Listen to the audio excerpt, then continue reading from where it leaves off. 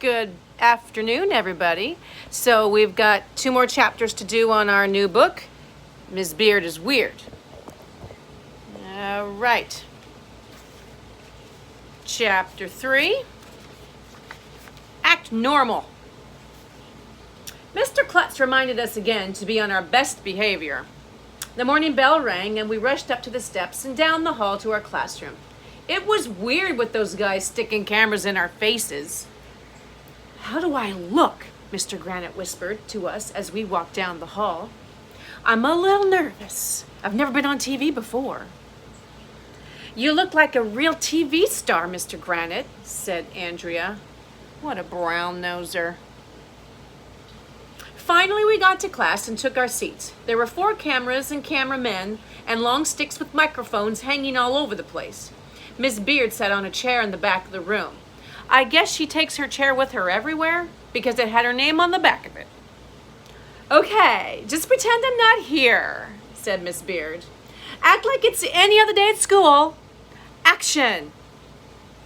Good morning, boys and girls," began Mr. Granite. "Today we're going to talk about the Civil War, page 23.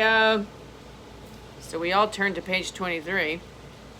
The Civil War, yeah, it wasn't very civil at all. It was just a little joke there. Can I do that over again, Miss Beard? I messed up."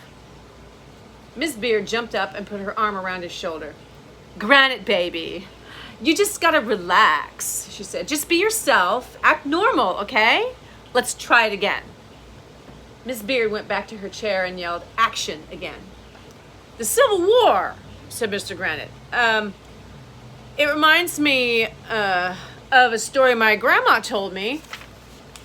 And then Mr. Granite started telling a story about his grandmother. It went on forever. I thought I was going to die. It's hard to sit still without fidgeting. But I kept my feet on the floor and my hands folded on my desk because I didn't want Mr. Granite to call on me. So I made sure not to even look at him. That's the first rule of being a kid. He droned on, blah, blah, blah, blah, blah, blah, blah, and then suddenly Andrea raised her hand. "Yes, Andrea. Is it true that the Civil War started in 1861 when 11 southern states decided to leave the U.S. and form their own country called the Confederate States of America?" I hate her. "That's absolutely right," said Mr. Granite, beaming at Andrea. "I can see you've been studying." "Well, I always try my hardest," said Andrea. And then she made a big smile right into the camera. Why can't a truckload of cameras fall on her head? "Beautiful cut," said Miss Beard. "Okay, guys, let's move on to the next class." The cameramen started picking up their equipment. "When is this going to be on TV?" asked Andrea. "Tonight, baby." "Ah, we're going to be on TV tonight?" Everybody started freaking out. Chapter 4, Reality is Boring.